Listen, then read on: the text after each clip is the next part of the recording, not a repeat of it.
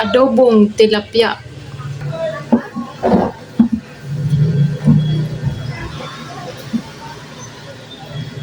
Kain tayo guys. Ang ulam ko ay adobong tilapia.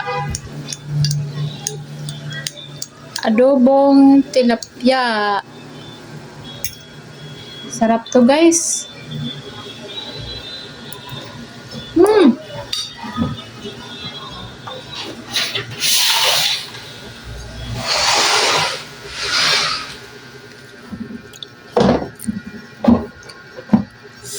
Adobong tilapia.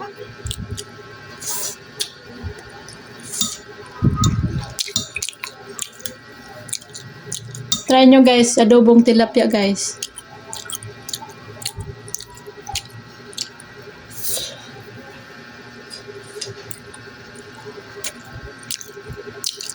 Ang ginawa ko pa na adobong tilapia, parang nag-adobo ka lang din ng baboy or manok.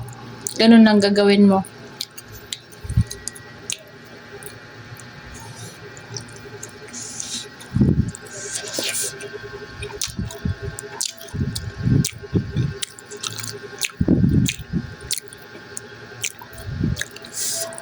Adobong tilapia.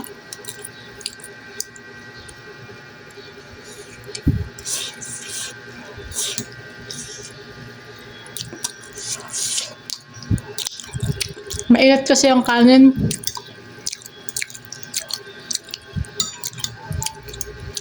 Kaya pa nahirapan ako ngumuya.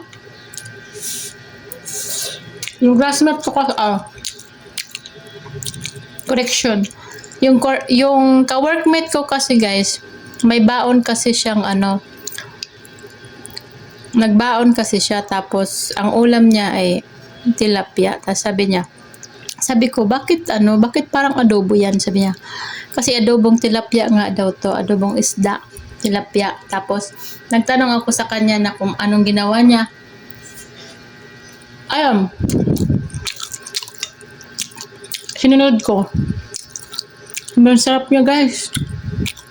Tapos nilagyan ko siya ng kalamansi.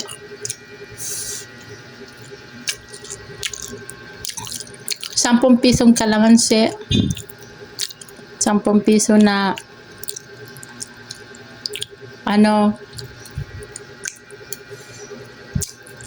luya. Tapos may paminta. Nakalimutan ko nga lagyan ng bell pepper. Nilagyan ko rin to ng tomato.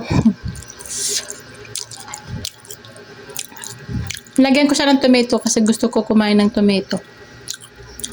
Mamaho ta guys. Thank you for watching.